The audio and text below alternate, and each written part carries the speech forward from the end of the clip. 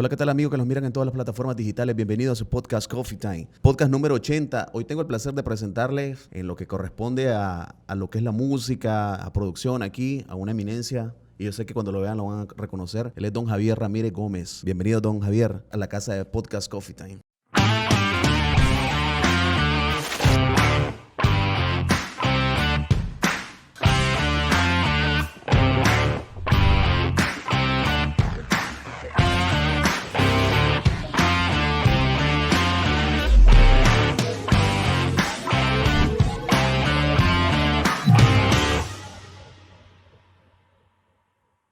Gracias, César, por la invitación y pues realmente pues me siento halagado que me tomen en cuenta. Usted es originario de Masaya, Se pudiera decir que sí, llegué a Masaya a la edad de los 3 años, entonces pero ¿nació dónde? nací en Managua. Ah, de Managua, Sí, ok. mi papá era originario de Masaya y mi mamá de Managua. ¿Y la influencia de la música de dónde viene entonces? Masaya. De Masaya. Ahí Los hay Ramírez. músicos ahí en la Ramírez, familia. Los Ramírez de Masaya. Los Ramírez de Masaya. O sea, son muy conocidos. Linajes de artistas, cantantes, músicos.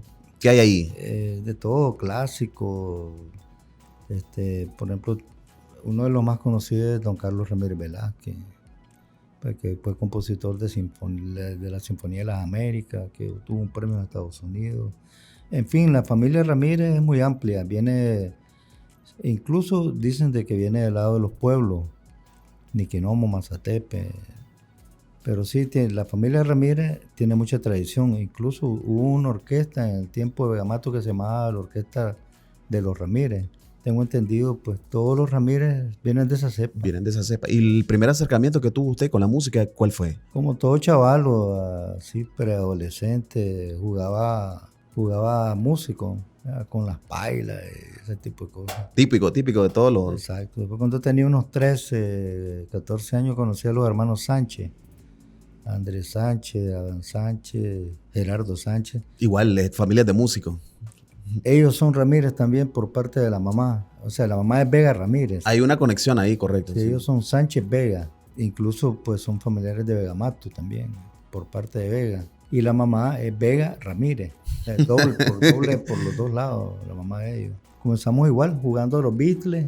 Hicimos una banda que se llamaba Los Íbaros, la cual a los pocos meses se llamó Los Signos del Zodíaco, que fue un grupo muy conocido, pues, finales de los 60, comienzos de los 70. Sí, ¿Música en inglés y todo eso? No, éramos muy chavalos, hacíamos música, decir, estilo Los Temerarios. Ah, ok. O sea, música muy sencilla, pues, ya, que todavía suena en las roconolas. Sí, grabamos alrededor de 4 discos de 45 revoluciones por minuto, y la mayoría fueron bien famosos. Pasamos a hacer ya otro tipo de música, nos volvimos medio rockeros y después rockeros. Hubieron varias facetas ahí entonces. Varias facetas, sí. De hecho, creo que has oído mencionar a Marta Bomba. Sí, claro. Ella comenzó con nosotros. Ella fue el vocalista de esa faceta. Ya cuando entramos al rock ya tocábamos Led Zeppelin, Gramophone, Janis Joplin, Carole King de los más suaves, Jethro Tull, etc. Sufrimos una pequeña digregación en la pelota. Yo me fui con una pelota que se fue a formar un grupo que se llamaba Guarumo. Entonces me fue a tocar con Guarumo, con ellos tocaba el bajo. Con Los Signos del Zodíaco tocaba la guitarra y Andrés Sánchez tocaba el bajo. O sea, invertimos los papeles. Estaban invertidos. Sí, después me fue a tocar con los Claros de León, que fue otro grupo también muy conocido en los años 70. Fui a Costa Rica y toqué en varias bandas allá en Costa Rica.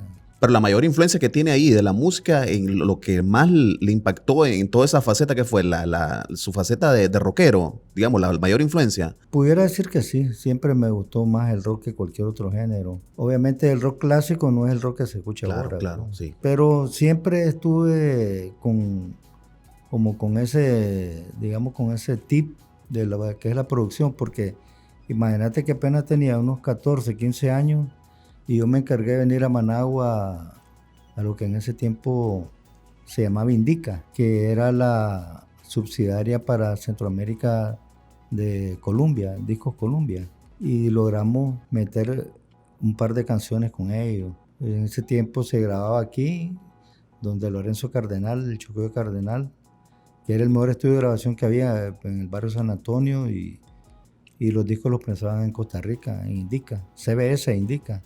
eran pocos, contados con los dedos de la mano los grupos que tuvieron, digamos, esa suerte o la oportunidad de que lo firmara lo que ahora es Sony Music.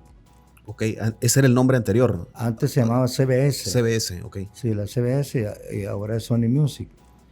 Y te puedo mencionar que yo conocí 4 grupos nada más que fueron firmados en Nicaragua por Indica, y eran los Hermanos Cortés, los Buanas, los SM70 y los Signos del Zodíaco.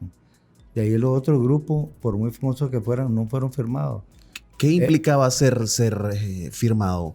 O sea, estas personas, ¿qué era lo de especial? O sea, habían varios grupos, pero ¿qué era lo importante, digamos? Te pagaban la grabación, okay, te sacaban los discos y te daban algunos centavitos por venta. Okay. Pero además de eso, pues te sacaban pósters, te sacaban afiches. De una u otra manera era como un caché, pues, ser firmado. Sí, claro. Podía salir, tenían opción a salir a giras, sí, digamos, tal sí, vez a Costa Rica. Sí. Aunque nosotros nunca salimos, pero sí algunas agrupaciones salieron, como por ejemplo Guana, fueron hasta Colombia, incluso fueron a México a un aniversario de CBS Internacional. Lo de nosotros pues fue, por decirlo así, una estancia un poco corta porque decidimos cambiar de género musical y al cambiar de género pues como que ya la disquera ya era otra cosa.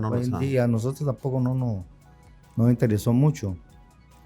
Cuando entré a Guarumo tuvimos la suerte, siempre la suerte me ha acompañado, que nos firmó la subsidiaria de Fania aquí en Nicaragua. Entonces el disco de Guarumo salió bajo el sello de Fania, que era un sello internacional también muy importante. Esto de ser firmado por una disquera o algo, ¿cómo conseguía uno eso para ese tiempo? O sea, porque eran pocos, obviamente, los que podían ser firmados y habían bastantes grupos, sí. Bueno, vos llegabas, digamos, a las oficinas locales y llevabas tu demo. Material, tu demo. En ese tiempo era un cassette. Un cassette.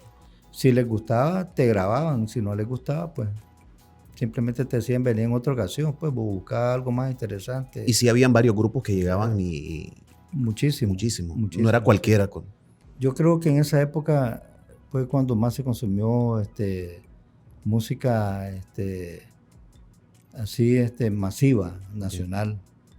Y en todas las emisoras se escuchaba, todos los días se escuchaban en los Hipareyes, los grupos nacionales. O sea, no era nada extraño que escuchara por ahí en primer lugar una banda nacional en el Hit Parade. Era lo común. O sea, solo aquí en Managua, digamos, en cada barrio había una agrupación musical, una o dos. Yo conocí infinidad de grupos aquí en Managua.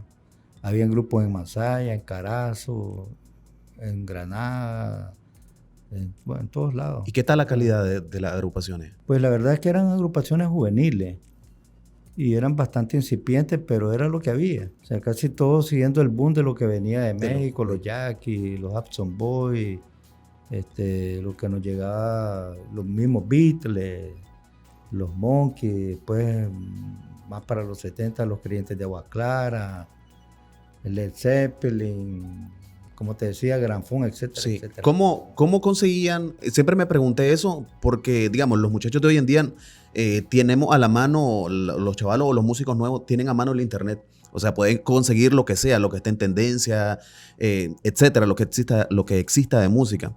Pero para ese tiempo, ¿cómo conseguían retroalimentarse ustedes? ¿Cuál era la mayor fuente de información de lo que estaba sonando en el mundo? Bueno, las radioemisoras, que a su vez eran abastecidas por las disqueras. Las disqueras llevaban semanalmente a las radios con un paquete de discos, poneme esto. Entonces uno oía las radios. Ahora, había gente que viajaba y traía sus discos también. Traían los discos, ya en la época de los cassettes traían cassettes también. Y a veces los grupos nacionales, al igual que hacían los mexicanos, al igual que hacían los ticos, qué sé yo, los salvadoreños, en todas partes, alguien viajaba y tal vez si viajaban a Europa o viajaban a Estados Unidos, viajaban a Sudamérica, llevaban algo de un grupo local digamos, de esa zona o de algún XY continente, y entonces se hacían las versiones. Entonces que sonaba la versión del grupo local. En México todo lo que podías escuchar si te ibas a investigar, No eran no era originales, música pues, sí. mexicana. Casi todo era extranjero, casi todo era americano, pues, Ok. o norteamericano. Habían Sí. bastante influencias europeas también, creo, ¿verdad? Los italianos Los estuvieron italianos, bastante correcto. presentes y los españoles, sobre todo los españoles.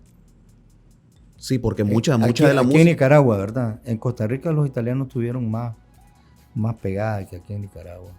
Y cada grupo hacía su versión. Muchos grupos hacían las versiones, sí. Y la gente, Por ejemplo, muchos de ellos nunca conocieron, digamos, la música en sí, el origen, sino conocían a la correcto. persona, digamos, al grupo que la hizo famoso. Exacto, aquí en Nicaragua. Te voy a poner un ejemplo clásico. Julio Iglesias. Ok. La vida sigue igual. Aquí no se conoció con Julio Iglesias durante años, la vida sigue igual. Aquí se conoció con los juveniles de Matagalpa. Hasta como a los 2, 3, 4 años apareció la de Julio Desaparecer la... Iglesias. Eso para citarte un ejemplo. Sí, sí. Nada más. Pero sí, hubieron muchos de esos. Y no Todo. solo aquí, pues, en Nicaragua, sino también Los mexicanos. los mexicanos, correcto. Ellos versionan, vos has escuchado, ¿verdad? Mencionar a Enrique Guzmán. por Sí, sí, ejemplo. claro. César Costa, Alberto Vázquez, todo eso nada era original. Sacaba algo Polanca y nomás lo versionaba Enrique Guzmán. Pon tu cabeza en mi hombro, etc. Grandes éxitos, claro. Exactamente. ¿Y cuándo, don Javier, se mete en esto ya de producir, ya fuera de la música, sino a producir, qué sé yo, grupos musicales, así? Bueno, mira, yo lo venía haciendo sin querer, de las bandas en las que yo estaba. O sea, yo me encargaba siempre de incidir sobre los repertorios. E incluso en el caso de las disqueras, yo era el que andaba con el casetito buscando a quién mostrárselo. Pero en los 80 me dieron una oportunidad de aprender a manejar equipos de grabación en una empresa que se llamaba Benigrac.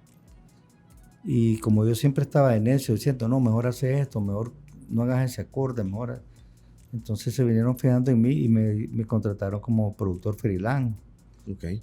Y vieron ahí algunos que otros proyectos que yo los produje, casi a las finales de los 80.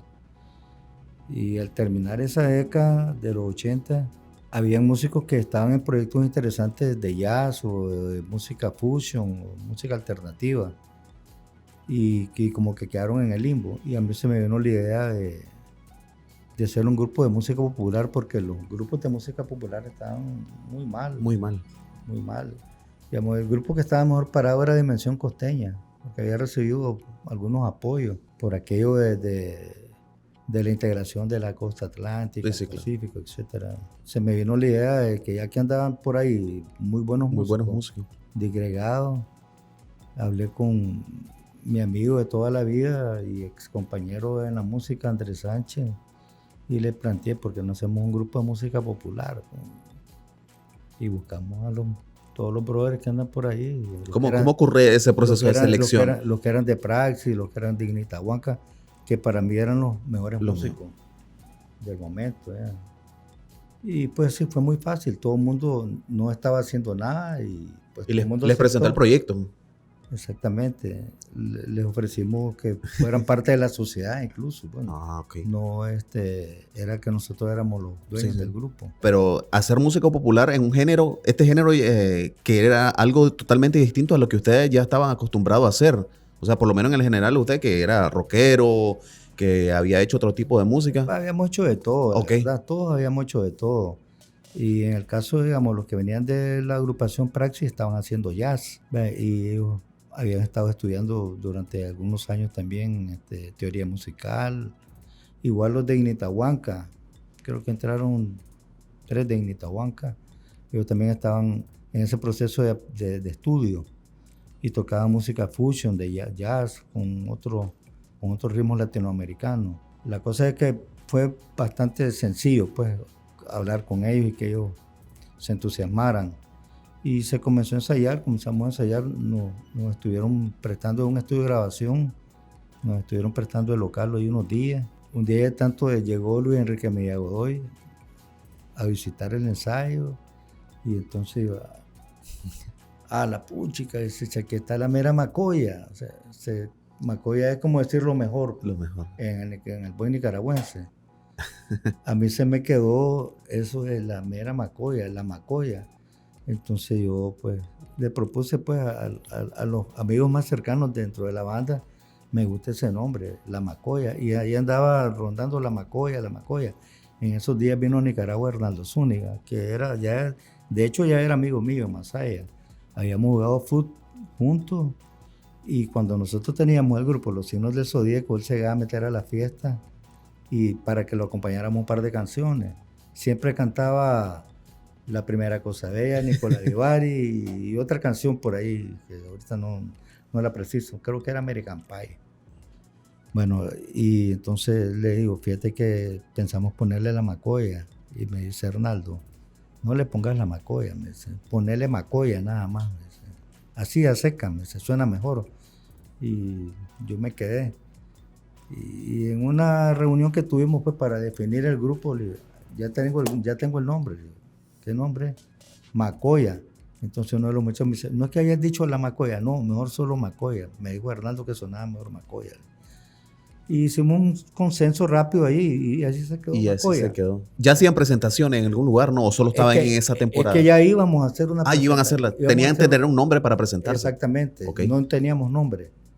Venía Emanuel a inaugurar el Montelimar, el complejo Montelimar. Y había una señora que se llamaba Silvana Villa, que era la gerente del Oboyac, en Camino de Oriente. Y a ella la habían comisionado como para hacer la producción del evento de la inauguración de Montelimar, porque tenía que ver con Inturo. Y la Lobo ya pertenecía en ese momento, pertenecía a Inturo. Alguien nos recomendó, pero la señora no nos buscó. Y entonces, si la montaña no viene a mí, yo voy a la montaña. yo la fui a buscar. Entonces me atendió en su oficina y tengo que oírlo, me dice. Sí, digo yo que muy difícil porque como no tenían nombre. Exactamente. O sea, eran unos desconocidos. Además, ella había vivido toda su vida en México. Ella trabajaba en los hoteles de Cancún y tengo entendido que Gertelevite se la había traído a Nicaragua para que le gerenciara el Oboyac. Entonces ella no conocía a nadie. Si yo le decía Ciar Cisnero, Andrés Sánchez, Ronald Hernández, Carlitos Mendoza, no sabía quiénes eran. Tengo que oírlo. Sí, no hay ningún problema. Entonces ya le dimos la dirección y ella llegó a oír el ensayo. Entonces cuando llegó a oír el ensayo, tocan espectacular. ¿Y qué estaban montando para ese tiempo? La Chica de Humo de Manuel. Entonces tocan espectacular, me encantan. Lo único que no me gusta es el nombre, me dice. Si ustedes quieren que los contrate, tienen que ir con otro nombre. Entonces yo me le paré y le dije, no en ningún momento, no lo vamos a hacer. Preferimos no irle. Está bien, me dice. Me gusta tanto que te voy a aceptar ese nombre feo, me dice. Pero realmente el grupo todavía no había hecho su lanzamiento oficial. Hasta ese momento iba a ser íbamos a tocar, pero no era el lanzamiento. Pero no era el lanzamiento oficial. Okay. Fuimos a tocar sin pena ni gloria, por decirlo así de alguna manera, porque era una fiesta privada. Okay. Era una inauguración apenas, digamos, para invitados. No era público, era solo para invitados. No estábamos anunciados, porque de hecho, pues, la actividad ni siquiera se anunció. Por ahí puede haber salido la noticia, van a inaugurar Montelimar. Pues, hasta ahí nomás. Exacto, pero nosotros no estábamos anunciados. Pero sí teníamos que tener un nombre para hacer el contrato, ¿me explico? Sí. El lanzamiento se hizo como un mes después en el Hotel Intercontinental. ¿Después del evento? Después del evento con Emanuel. ¿Y quiénes andaban ya en ese momento? ¿Quién era la agrupación de los inicio? Fundadores. Los fundadores, correcto. Sí, bueno, mira, en la batería estaba Carlos Mendoza, en la percusión mayor y menor, que incluye conga y todo lo que es percusión, Melvin Vázquez. Los dos son de Matagalpa. En el piano estaba Ciar Cisnero, también de Matagalpa. En keyboard estaba Ronald Hernández. En la guitarra Andrés Sánchez. Y en el bajo otro matagalpino, Marvin Rodríguez, que en paz descanse. Le decíamos el Cóndor. ¿Y las voces? Las voces eran Sergio Cepeda, Harold Gutiérrez y María Eugenio Ro. Esas fueron las tres voces que empezaron. Exactamente, sí. María Eugenia grabó un tema. Sí, claro. Sí, con el corazón en la mano. Y entonces a grabar a Costa Rica. Pues. Hicieron el lanzamiento entonces un mes después en el... Aproximadamente un mes después, sí.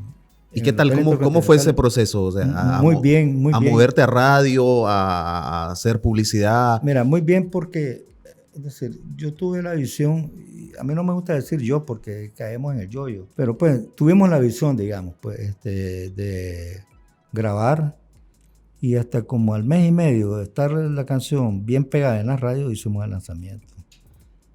O casi 2 meses.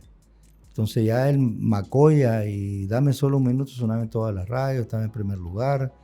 Entonces pues ya sí, ya, aunque no habíamos tenido el grupo en la calle, ya era conocido. Ya era conocido, sí, ya se escuchaba. De hecho, al comienzo la gente creía que era un grupo extranjero, porque esa fue digamos, una táctica de pedirle a los programadores de que programaran el tema, pero que no dijeran que era de Nicaragua el grupo. Que solo dieran el nombre, Macoya, la canción, sin nada. O sea, para evitar, ¿verdad? Que a veces nos portamos un poquito matamama. Sí, sí, de hecho. Tenía muy buena sonoridad, no se estaba acostumbrado aquí en el país a escuchar esa sonoridad. Sí. Entonces sí sonaba como una banda extranjera. Y el lanzamiento fue todo un éxito. Se llenó. Fue solo invitados, pero todos llegaron. Otra cosa bien importante, tuvimos mucho apoyo de la empresa privada, sobre todo. De hecho, de la empresa privada. La Flor de Caña, digamos, en la persona de Mauricio Morales, que le decían Cucho Morales, él nos apoyó muchísimo. Teníamos, además de que teníamos una platita mensual asegurada, teníamos en todos los anuncios de la Flor de Caña, podíamos, si teníamos nuestras actividades, podíamos anunciar las actividades. Y había un eslogan que decía Macoya y Flor de Caña juntos en una sola nota. Entonces, si teníamos una actividad, solamente sustituían la pauta en todas las radios y en los canales de televisión, que en ese tiempo solo era el 2 y el 6. Entonces, la fiesta era anunciada por televisión y por diferentes radios, amén de que mandaban a pegar pancartas, afiches a color.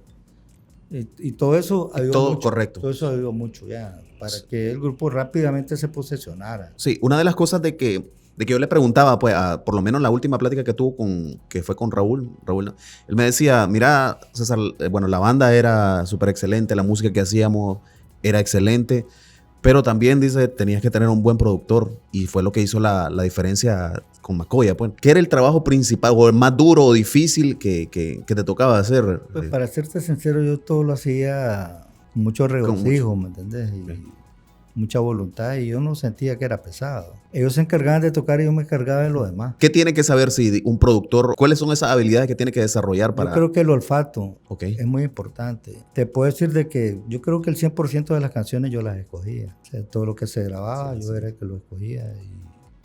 Y de alguna u otra manera incidía en los arreglos musicales también, tal vez en colores, aunque ellos eran tremendos músicos. Siempre estaba metiendo mi cuchara y siempre tuve el respeto de ellos, que pues yo se los agradezco, a pesar de que ellos eran, como te digo, excelentes músicos. Lo mejor que había en el momento. O sea, correcto. Lo que tenías a mano, eso era lo mejor. Ahí no habían fisuras, ese era un grupo súper compacto, que yo muy difícilmente creo que se vuelva a repetir algo así, muy difícil. Creo que ese fue el éxito. Básicamente, ¿y cómo hacías para conseguir todo eso? O sea, porque sé que cada productor tiene como buscar su sonido, su emblema, su gente, su color, que cuando lo escuchen a lo largo puedan decir, esa es la banda tal. O sea, ¿cómo hacías para conseguir toda esa información y poderla traer para ellos y que ellas la pudieran percibir de la manera que vos querías dársela? O sea, bueno, nosotros nos preocupábamos mucho por tener muy buenos instrumentos y la tecnología de punta. O sea, cosa que aquí en el país era muy difícil que otra agrupación lo lograra. Nosotros, como te digo, teníamos ese patrocinio y a la vez en el país de los ciegos el tuerto es rey. Las fiestas se ponían hasta el tope y pues eso nos permitía hacernos de una sonoridad excelente, pues con excelentes teclados, con buena percusión, una tremenda batería. Iniciamos con batería electrónica, después hicimos una combinación, un híbrido de batería acústica con electrónica. Estuvimos usando equipo Que todavía no estaban ni aquí. Nadie la usaba aquí en Nicaragua todavía. Nadie usaba prácticamente un equipo de audio del calibre del que andaba McCoy. Pues. O sea, bien, para cualquier banda era muy difícil parársele a la orilla. Pues. Yo creo que casi nunca alternábamos con nadie. Pues. O sea, no había necesidad porque solo decir la palabra del grupo era más que suficiente para atractivo, ¿no? Para la gente, pues, porque era increíble, pues, la verdad, pues, sobre todo en la etapa 1, más que en la etapa 2, a pesar que la etapa 2 fue súper exitosa, en la etapa 1 la gente pedía autógrafos, o sea, como que se fuera una banda internacional. ¿No? ¿Cuándo empezaron ya a hacerse como McCoy internacional, a hacer gira, a hacer todo esto, a firmar? Fue ya en la etapa 2. ¿Estamos hablando de cuánto tiempo? ¿2 años después? No, como unos 4 años después de lanzamiento. Yo siempre trataba de que todo a lo interno se hiciera sentir que todo estaba bien. Eso es algo que debe tener también un productor. Tener control total de que la situación. Gente se sienta que todo está caminando para adelante. A veces teníamos grandes tropiezos y los músicos no se daban cuenta. Eso solo lo asumían vos a nivel personal. Por ejemplo, yo hice un par de viajes a Costa Rica, a la disquera, y me rechazaron el proyecto. Yo no les decía a los muchachos, nos rechazaron. Simplemente pues nos dieron unas pautas ahí para seguir, bueno, tenemos que seguir bregando. Y fue ahí cuando salió la idea de hacer el Palo de Mayo. Buscaron raíces aquí del país, combinarlo con lo que estaba pasando internacionalmente, o sea, y fue una combinación prácticamente de Palo de Mayo con pop, y a eso sí ya les gustó. Hay que tener contento a la gente, a los que sueltan el billete, por así decirlo. Bueno, ¿cómo funciona eso ahí? Los patrocinadores locales estaban contentos porque lo que les interesaba a ellos es de que su marca apareciera ahí. Exactamente, o sea, y el grupo aquí en Nicaragua estaba bien. Pero hablando con la disquera. No, la disquera no le interesaba de que si la Flor de Caña nos patrocinaba, o que si la cervecería, o que si alguna telefónica, cosa que en ese tiempo no había. Pero sí a nivel musical tenían que estar produciendo. ¿Qué era lo que le exigía, digamos, la disquera a ustedes? Mira, para serte sincero, en honor a la verdad, quien manejaba ese asunto era yo. Y ellos nunca fueron, digamos así, tan inquisitivos. Prácticamente yo tenía el control de todo. Una vez que ellos, digamos, nos firmaron, nosotros teníamos el control a través de mi persona. Yo, digamos, mi contraparte era un amigo, que era mi amigo además, José Luis Carballo, un costarricense. Él le encantaba el grupo y creía en el grupo. Hicimos un par de giras promocionales desde Guatemala hasta Panamá. O sea, todo con gastos pagados y todo por avión, en los mejores hoteles. Y luego dimos el salto. En ese tiempo estaba un señor de apellido Lavish, gringo, de gerente de la Sony en Costa Rica. Luego llegó un cubano que se llama Ricky Correoso. Yo me entrevisté con él y él me dio el contacto de Ángel Carrasco, que era el gerente de Miami. Y me mandó para Miami. Yo llegué a Miami y me dijo, mira, me cambiaron para México, pero te voy a presentar a fulano tal. No recuerdo, no preciso el nombre en este momento. Se llamaba Edgar, pero el apellido no me acuerdo. Edgardo, era un puertorriqueño. Entonces él me dijo, me gusta lo que están haciendo, pero aquí no los conoce nadie, hay que traer al grupo para acá. Entonces nosotros vamos a venir, le digo, a la Liga contra el Cáncer el mes que viene. Estamos invitados para participar. La Liga contra el Cáncer es algo como un teletón. Okay. Ya, vamos a venir como que íbamos al teletón de la Liga contra el Cáncer.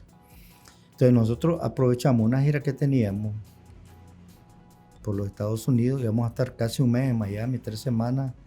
Entonces, a través de Roger Meléndez, que por cierto vive aquí en Nicaragua hoy en día, es el director del Canal 41 de Masaya. A través de él, logramos meter al grupo ahí en la Teletón, por decirlo así, de Miami, que es la Liga contra el Cáncer. Tuvimos la suerte que estaba la productora de Don Francisco ese día ahí, que por cierto era nicaragüense, la productora en jefe, doña Carmen, es leonesa. y ella le encantó el grupo, cómo se movían los 4 muchachos bailando y el tipo de música, y era Nica. Entonces le dijo a Robert que me quería conocer, pues, y habló conmigo, dice, mañana los quiero a las 9 de la mañana en Univisión. A quemarropa. A quemarropa, sí. Y el día siguiente ahí estábamos a las 9 de la mañana y hicimos 2 programas. El mismo día, don Francisco viajaba todavía en ese tiempo desde Chile a Miami. Viajaba cada 15 días, hacía 3, 4 programas y se regresaba para Chile.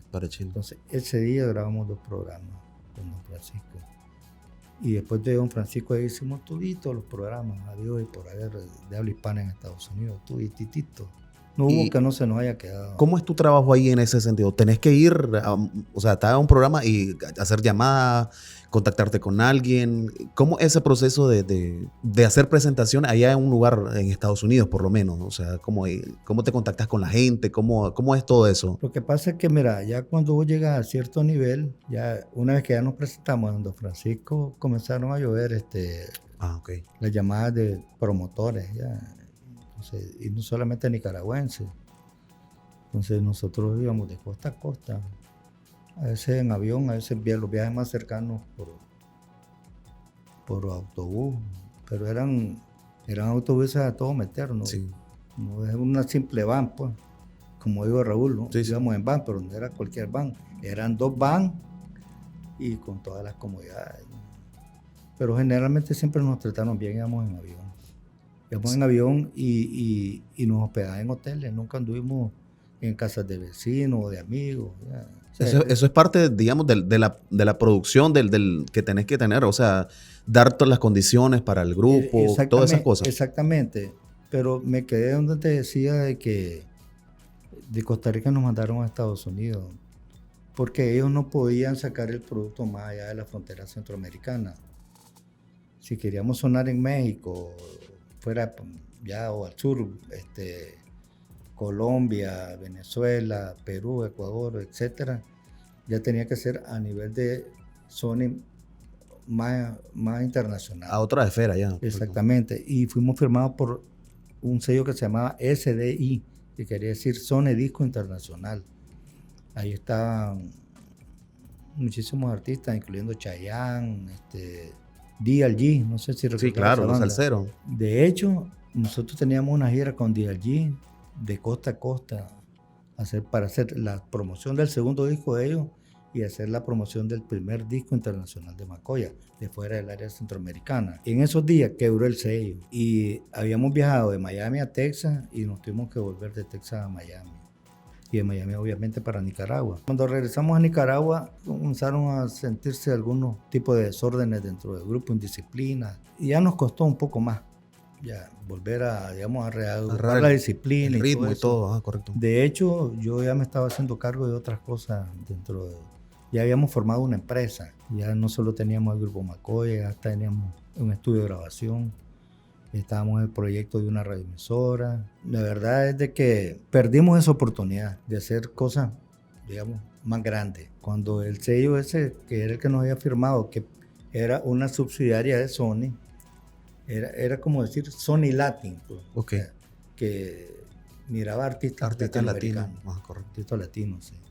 Ellos quebraron y otro sello que existía, que se llamaba Sony Latin, ese se quedó, digamos, acaparó todos los que tenía, digamos. Exactamente. Poco a poco comenzaron a llamar a algunos de los exponentes que estaban en SDI, que era Sony Disco Internacional, que se suponía que era el sello de los nuevos talentos.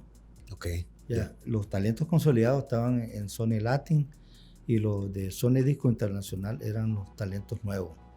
Nosotros estábamos ahí entre los talentos nuevos. Tenías que ir subiendo. Pero por aquello de que recordar que el disco vino sufriendo una debacle, entonces ahí se comenzó a sentir que la industria musical venía como de capa caída, pues sobre todo el disco compacto. Ya, al caerse el formato, también se caen una serie de negocios. ¿Ya? Entonces nosotros estuvimos en ese embrión de la caída del disco. Fueron varios factores que pasaron ahí. Se juntaron varios factores, la verdad. Se juntaron varios factores. Después yo personalmente me interesé por hacer otro proyecto aparte del de Macoya y hice el grupo Stop. Sí, lo recuerdo. Sí, pues yo lo hice y pues era mi grupo. Dentro de la empresa era mi grupo. Yo ya no estaba con Macoya. Ya no está. Ya me dedicaba ¿Pero por qué lo dejaste? ¿Por este montón de cosas o por estar más con tus proyectos? ¿O hubo algún se problema? acercaba un poco más a lo que yo quería. Se acercaba un poco más desde el tipo de música. Ya no podía así hacer un cambio, digamos, en Macoya, así, de que quisiera, porque en todo caso vos lo habías... Seguía siendo el presidente de la sociedad yo todo el tiempo fui el presidente de la sociedad. Durante estuve ahí, yo fui seguía siendo el manager incluso, pero ya no lo estaba viendo directamente. Entonces, pues, dediqué un poco más de esfuerzo a la radio, que es Radio Hit hasta hoy en día, y el grupo Stop. Y otros compañeros se dedicaron, más bien se hicieron caso de otros negocios que teníamos. Ronald asumió la gerencia de Macoya y asumió también la gerencia del grupo Chúcaro, que creo que lo debes de recordar que era música de estilo Tex-Mex. Sí, correcto. Tipo así. Sí, entonces pues nos dividimos, entre Ronald y yo nos dividimos el trabajo. Él miraba eso, yo estaba viendo Radio Hit y estaba viendo el grupo Stop. Andrés se encargaba de la parte de la finanza, Carlito Mendoza un poco la logística, por decir, no mandadero, pero para hacer gestiones. Gestiones, correcto. Gestiones. Y bueno, pues cada quien tenía de una u otra manera pues algún trabajo que hacer.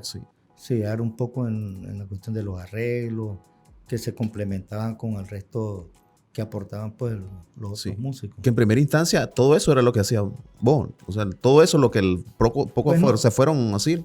Al comienzo pues cuando no tenés, digamos, los recursos y el personal, pues toca. Sí. Yo anduve arriba de los postes pegando mantas, con almidón pegando las papeletas en los postes de luz, en las diferentes ciudades donde se iba a trabajar. Hacíamos un viaje 2 semanas antes, 1 semana antes, qué sé yo, a pegar volantes, a regar volantes, qué sé yo. Entonces había que hacer de todo, como todo. Ir a radio, tocar puertas, todo eso. Todo lo que puede hacer alguien que viene empezando. Tenías que hacerte amigo, muy amigo de los programadores de radio.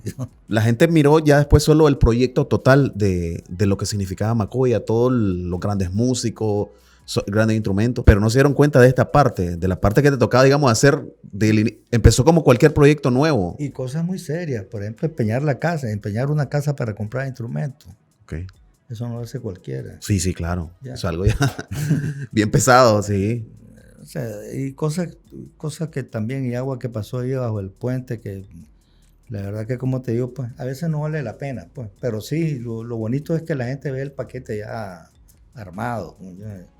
Como dicen que ya el muñeco ya está vestido y pintadito y bien preparado para ir a la fiesta. Pues esa fue una, digamos, de las experiencias más importantes que he tenido. Yo he tenido otras bandas también y que han sobresalido aquí en el país, no solo Stop.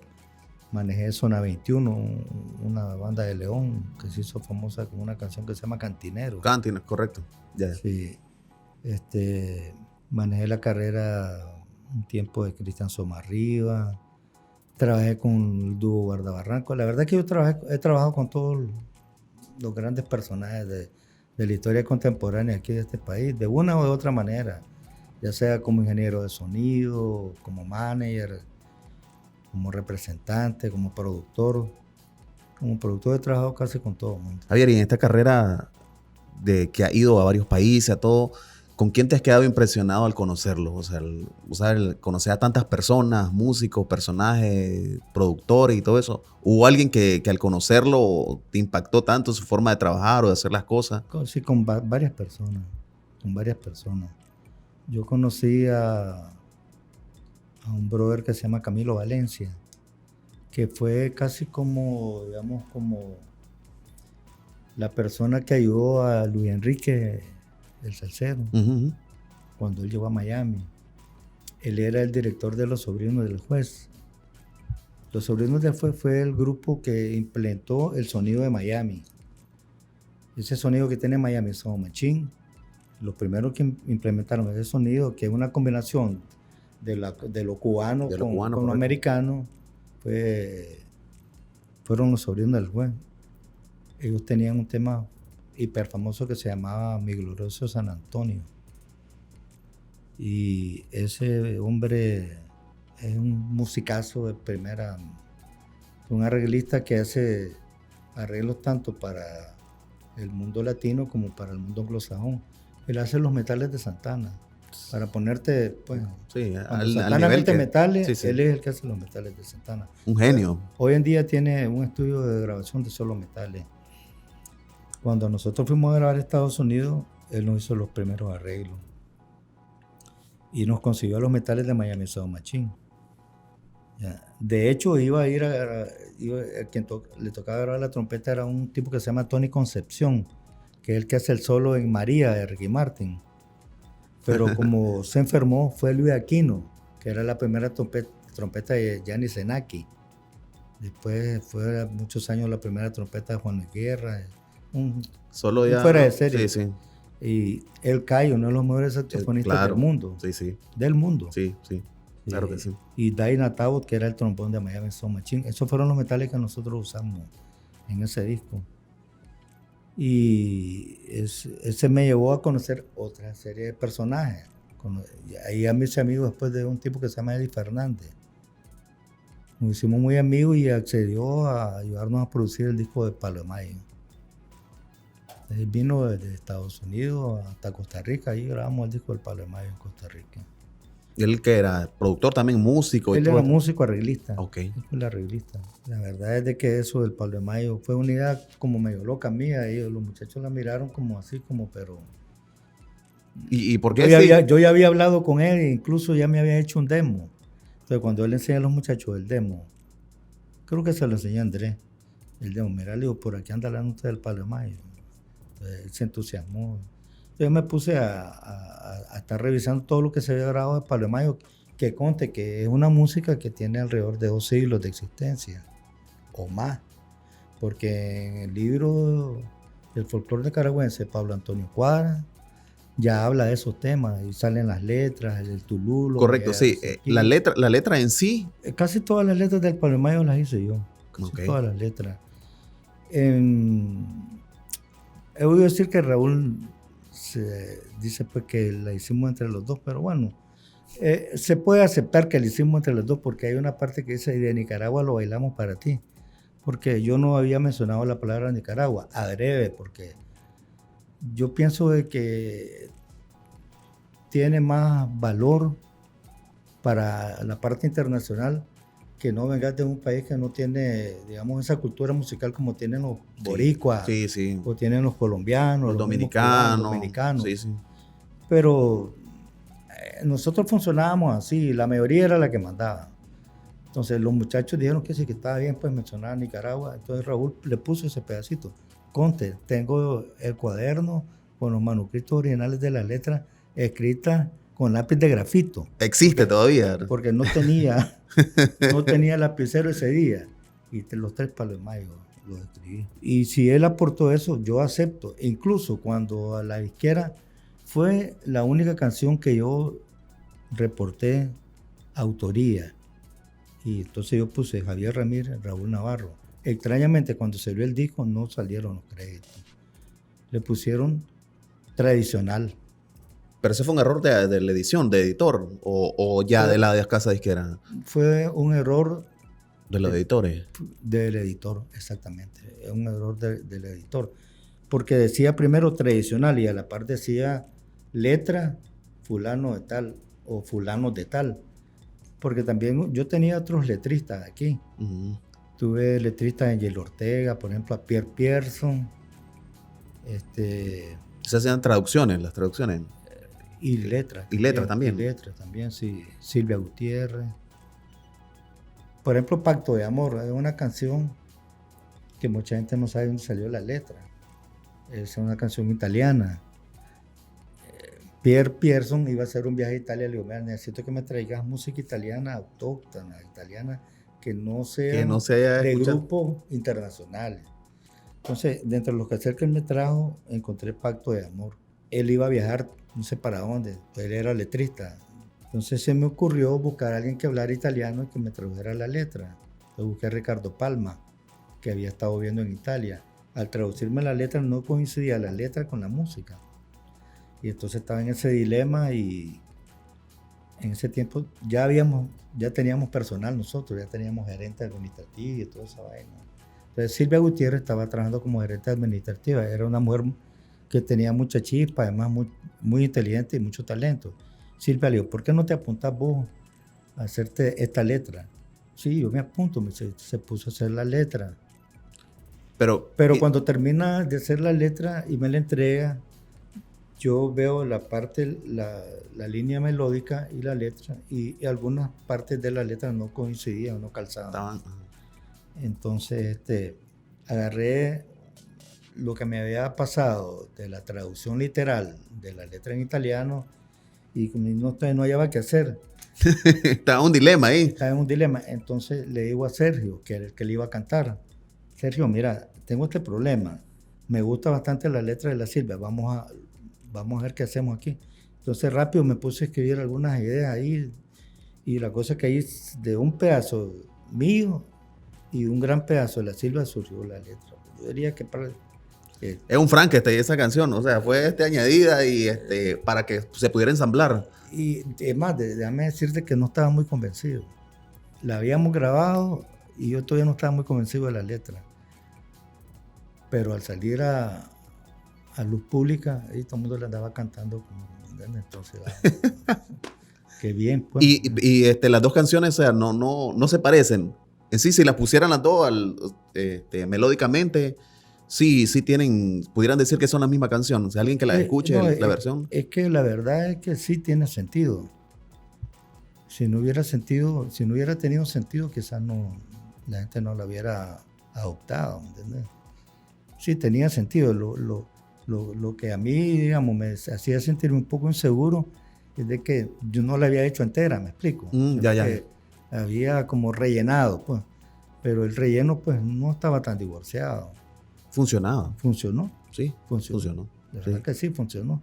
De hecho, ahorita hay un grupo nacional que la está grabando ahorita, ahí en el estudio. Igual, igual, con la misma letra y los mismos arreglos, con una sonoridad un poco más fresca. Un poco más fresca, correcto, sí, a lo actual, pues, previamente. Sí. Yo siempre me he preguntado, ¿por qué? Y eso se lo he preguntado a varios músicos, dentro de lo que hay de música hoy, comparado a lo que hizo McCoy en ese tiempo, no existió, ni ha existido otro grupo a ese nivel, en lo que ha logrado musicalmente y profesionalmente, no solamente por el montón de músicos buenísimos que andaba, por la música que hacían, me refiero, ¿por qué no volvió a salir otro grupo así como ese, así, a esa esfera? Es que mira, es muy difícil juntar tanto talento. ¿Vos lo hiciste? Vos sabés lo que es un músico como Ronald Hernández. Sí, ¿ya? Claro. Y ponerle en el otro teclado a Cedar Cisneros. Y poner en la guitarra a Andrés Sánchez. O sea, los tres eran, ¿me entiendes?, arreglistas, compositores, o sea, musicazos. Es muy difícil que un grupo tenga tanto talento junto ahí. Los dos percusionistas los dos tocaban batería y tocaban de todo en ese tiempo. Después Carlito se dedicó solo a la batería, pero Carlito, cuando yo lo conocí, era timbalero y tocaba con el grupo Amador de Matagalpa y tocaba conga y tocaba pues todo lo que era percusión. Melvin tocaba batería y a McCoy entró como percusionista, como conguero. Pero son tipos, además, algo que dijo Raúl, muy cierto. Además de muy buenos músicos, excelentes músicos, eran personas muy cultas, gente preparada. Cosa que sin menospreciar a los grupos, se olía hacer ese. Y por eso la gente nos tilda a los músicos así como de vagos. Sí. En cambio, pues en Macoya teníamos esa ventaja, pues, de que era gente culta. Eran muchachos muy bien preparados, pues muy educados. Había una disciplina férrea y unos estatutos disciplinarios que no los tiene ninguna banda aquí. Sí. Javier, a nivel internacional, o sea, cuando se paraban con otras bandas, estaban al mismo nivel. Esa banda sonaba, pero con todo el power. A cualquiera se le podía parar. a cualquier banda y en cualquier género. Y siempre se tuvieron buenas voces también. Eso es algo, vos sabes que las voces son Esa es eso es lo que a la gente le llama más la atención. ¿Sí? Las voces eran magníficas. Sergio, Harold, excelente. Incluso a mí me dijo Jorge Luis Piloto, uno de los mejores compositores que hay en la actualidad, desde en esa época. Él era el director de arte y repertorio de la Sony. Si ese muchacho viviera aquí, yo lo firmo. Teníamos gente colaboradora como Reinaldo Ruiz, Potota. Un genio también. Ya, Sí. yo lo buscaba para todo, lo buscaba. Él era mi coach de voces. O sea, él era el encargado de hacer las voces para las grabaciones. Cuando comenzamos, el encargado de las voces era Marvin Rodríguez, el Cóndor, que ya para el Palomar ya no estuvo con nosotros porque tuvo que salir del grupo, tuvo problemas de salud y bueno, que en paz descanse. Ese brother era el bajista. Casi nadie se acuerda de él. No era, digamos, mediático. Era oído absoluto. Ese tipo escuchaba, se iba a montar un tema, él agarraba un papel, un lápiz, escribía el bajo, solo se bajaba, estaba en un segundo piso. Teníamos una oficina que tenía un segundo piso. Ahí vivían los matagalpinos. No te he oído practicar, le decía. No necesito, decía, él lo escribía. Él lo que practicaba eran sus estudios. Las canciones las escribía. Y él hacía las voces, escribía las voces, los coros. Él escribía la primera, la segunda, la tercera o cuarta voz. Y eso se lo pasaba, esto va a hacer. Ya le decía a cada quien lo que tenía que hacer. Pero cuando íbamos a grabar, yo me llevaba a Reinaldo Ruiz. Porque además de hacer las armonías vocales, si necesitábamos una voz adicional, él la hacía también.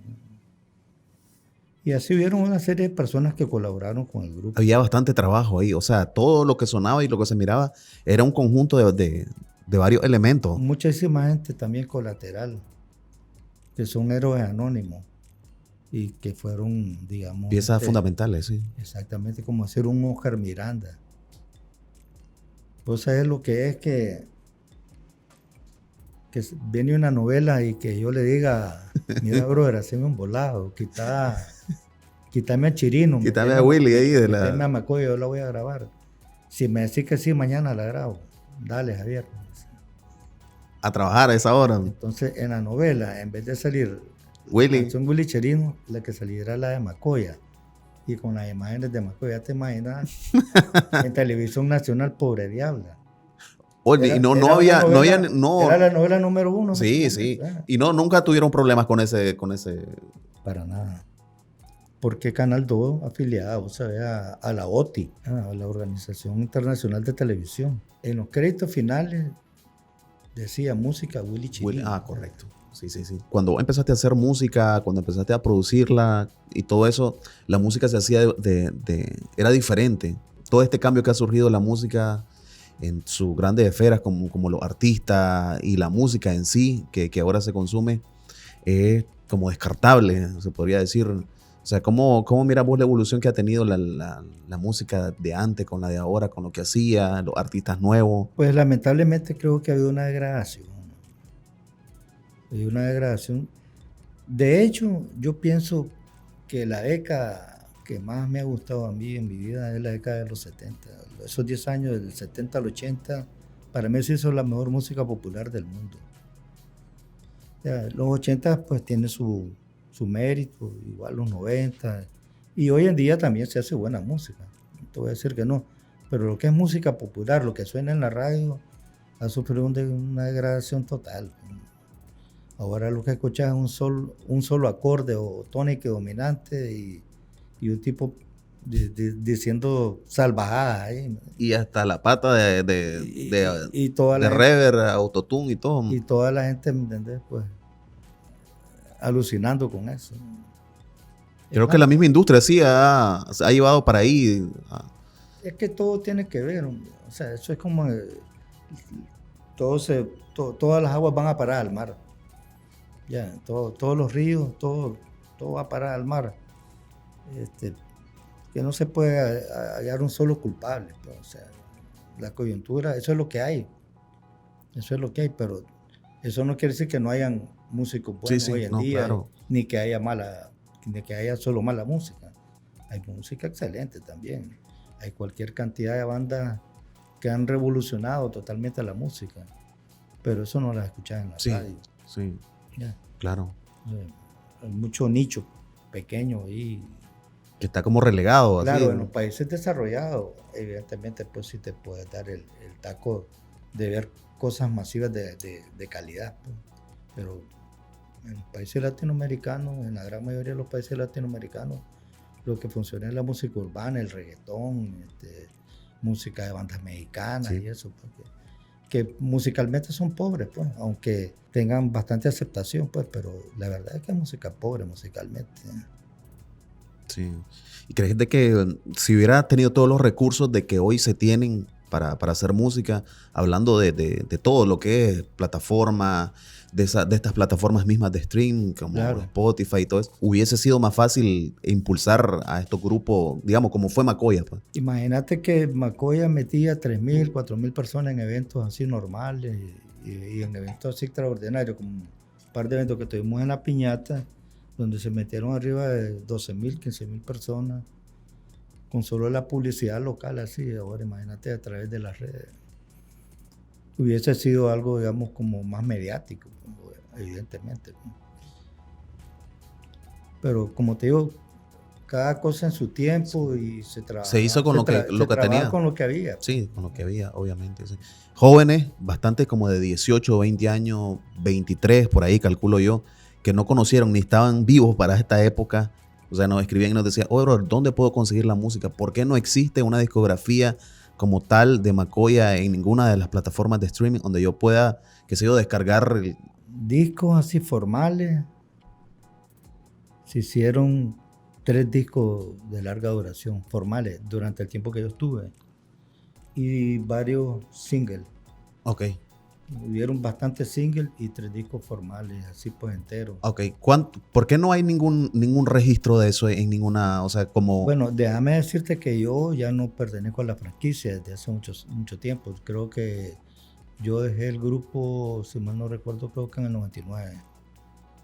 En el 99, entonces otros compañeros, otros fueron los que se quedaron con el paquete y no sé, estamos haciendo un esfuerzo, estamos en plática para hacer un relanzamiento.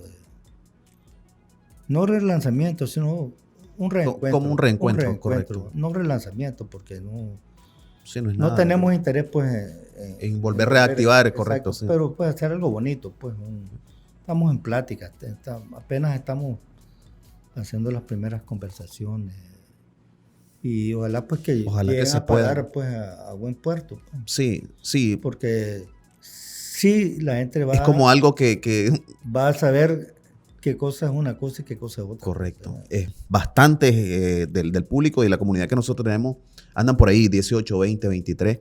Y bastantes personas decían, no había escuchado yo realmente la música de ellos. Y lo único que hay son algunos 4 o 5 videos de presentaciones en Miami y algunos que buscaron en... Sí, hay nosotros hicimos bastantes videoclips. De hecho, creo que nunca nadie más va a poder hacer un video como el de una canción que se llama Solo Soy, que cantaba Lía Barrio. Esa canción se hizo en cine, se filmó en cine en 35 milímetros. O sea, ni siquiera en 16. O sea, cine, sí, lo que había lo que estaba, el formato que estaba en... Las grandes películas de Hollywood, 35 milímetros. Se fueron a comprar las latas de película a Miami. Se filmó con una cámara que se trajo de Miami y se fue a hacer el transfer, pues. Se fue a hacer a los estudios Churubusco de México. Eso anduvo fácil por unos $35,000, $38,000 ese videoclip. Que ahorita puede hacer 10 videoclips con eso. Ya, o sea, como te digo, era lo que había en ese tiempo si querías competir. Porque si querías mandar a Telehit un videoclip... Sí, tenías que mandar algo... Tenía que ser en cine. Ya. No te aceptaban nada más que cine para podértelo pasar, digamos, en los canales de música. En los canales de música. Después vino el Betacam digital, entonces ya te permitían el Betacam digital. Entonces, Ya cuando se hizo el disco de salsa que se llamaba Con Todo, hicimos una rola que era de Eddie Fernández, mi amigo de Fernández, se llama Cabeza Loca. Eso lo hicimos con Esa, Betacán la que Digital. canta Harold, creo Que que. canta Jaro. Eso lo hicimos con Betacán Digital. Pero ya la salsa ya venía de capa caída. Ya, sí, ok. Sí. Yo creo que nos dimos el gusto de hacerlo, pues, pero no lo debemos de haber hecho porque ya se sentía que la salsa ya venía para abajo. Sí. Pues fue un muy Un buen disco, buen, muy sí, buen sí, disco. sí, claro, sí. Tiene una sonoridad tremenda eso. Sí, claro, sí. Javier, ¿hay algo de que a tu edad ya, con todo lo que has vivido, toda esta experiencia, conocer un montón de gente, países, lugares, música que has disfrutado y todo, hay algo en la vida que todavía, como Javier Ramírez, o sea, te falta por querer todavía tener la cosquillita ahí que quieras lograr todavía antes de partir de aquí, de este mundo?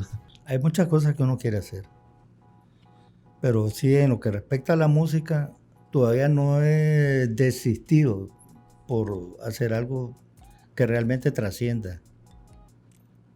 Y pues todavía estamos en esa brega. Ahí perfil bajo, pero estamos trabajando en eso. Todavía seguís produciendo, entonces actualmente está Totalmente, no he parado. Sí, hay muchas cosas que voy a ir por ahí que ahí estoy detrás yo. Vení con, el proyecto que quería hacer de reencuentro. ¿Qué más hay para...? No, eso digamos, no. Solo está... No, eso no es algo, digamos, que sea como una meta, pues, no. ni mucho menos. Ya, digamos, ahorita estamos produciendo música con 5 muchachos y el grupo se llama REC. De hecho, ya ahorita está sonando en algunas radioemisoras. El tema se llama Caperucita Roja, que es autoría de Ricardo Palma. Y vamos a hacer un videoclip en los próximos ¿Qué género? 30 días. Viene siendo como un pop alternativo. Okay. Pop alternativo, sí. Y vamos a ver qué más sale pues con estos muchachos y con otra gente ahí. Por ahí también estamos. Okay. Estoy produciéndole un disco a Llamaviva. Y siempre estamos en la jugada. Tengo un estudio de grabación y en el estudio te permite hacer muchas cosas. ¿No? Siempre estar ligado a esto, pues, todo el tiempo, de la música, de querer siempre. ¿Hasta qué edad planeas, Javier, hasta que el cuerpo aguante? Querer terminar tu vida así con esto, pues, con la música. Hasta que el cuerpo aguante. ¿Cómo te gustaría que la gente te recordara? Como alguien que siempre estuvo luchando por sus sueños. Sí, porque deja un legado aquí bastante difícil de poder llenar. Lo digo pues porque las personas con que he tenido el honor de poder platicar y de poder, o de todos me dicen, brother, aquí el mejor productor que ha existido se llama Javier Ramírez. Entonces, o sea, ahí es para poder lograr eso y que personas grandes digan eso, o sea, uno tuvo que hacer muchas cosas, ¿verdad?, interesantes e importantes para que la gente piense eso. Bueno, yo no lo veo tan así, ¿verdad? No lo veo tan grande. Creo que siempre estoy con la idea de que el amor está por venir, fíjate. Y ojalá nunca se me quite ese espíritu. El hambre de querer siempre superarte, de superarte al trabajo anterior. Es correcto. Esa es una de las cosas que siempre ocupas en tu trabajo para motivarte. Pues hay muchas cosas que me motivan, ¿ya? Y otras cosas que te desmotivan. Pero siempre trato de ser por positivo, aún bajo las circunstancias más adversas. Ya a mi edad uno quisiera que las cosas caminaran más rápido. Ese es el obstáculo que tengo. Pero sí, vamos para adelante y creo que en Nicaragua tenemos suficientes elementos valiosos y tenemos madera, tenemos ya gente muy talentosa y ahí vamos a salir para adelante. No quisiera terminar el programa sin decirte que debemos de rendirle el charro y el reconocimiento a los valores que tenemos que han llevado nuestra bandera a lo más alto en la música. Sí, claro. Hay gente como Hernando Zúñiga, como Luis Enrique, que para mí Luis Enrique es el máximo exponente, es el que ha llegado más largo. Y incluso tenemos un Donald Vega en el jazz, el pianista de Ron Carter, ya. con su propio trío de jazz en Nueva York. O sea, tenemos otro paisano ya de Masaya, de Pedro Sánchez en Hawái, que tiene su orquesta. O sea, por ahí andan muchos dispersos varios, nicaragüenses. sí. Cali Alemán cantó con Ray Barreto, con la orquesta Guayacán de Colombia, cantó para La Fania. O sea, han habido bastante gente nicaragüense que ha sobresalido y que no es muy conocida. Sí, que no están tal vez en los focos ahí de... Más conocidos son Hernaldo y Luis Enrique, ¿no? Pero sí, hay otros tipos por ahí haciendo música. Haciendo música. Tenemos César Benítez, director musical de Juan Gabriel, de John Sebastian, ahorita mismo el director musical de la Gloria Trevi. Tuve el placer de trabajar con él en Mancostal. Él es un pianista. Andaba él y andaba Ronald en Mancostal.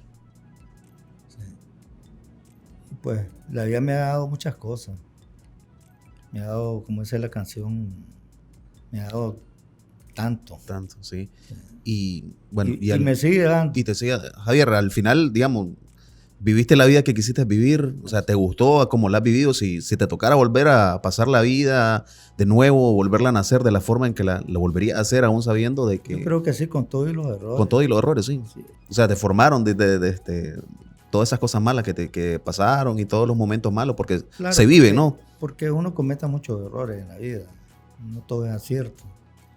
Quizá a veces comete más errores que aciertos, pero lo que se ve así por encima, generalmente son los aciertos. Sí, los errores te laceran un poco, pero a la vez te dan callos para... experiencias, ¿no? Para seguir adelante, ¿no? Yo creo que sí, que si volvieran a ser, volvería a repetir la misma historia.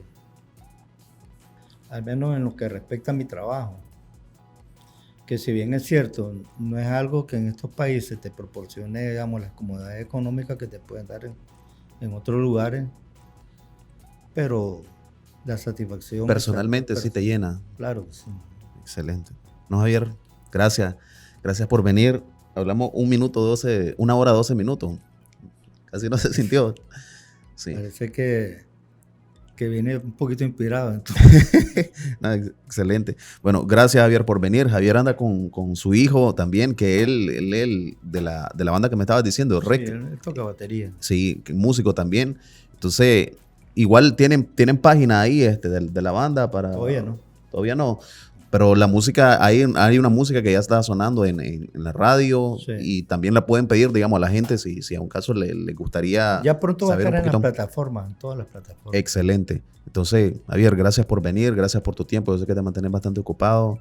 Gracias por ese momento de podernos llenar de esa sabiduría que todavía tenés ahí floreciente todavía. Y ojalá que las personas que ven este podcast, a los chavalos nuevos, puedan encontrar inspiración en personas así como lo que ha hecho y todo lo que ha sido un aporte a la cultura de la música aquí en Nicaragua. Sí, de hecho, pues, no me queda más que agradecerles la invitación y sigan adelante. Están haciendo trabajo, están haciendo camino.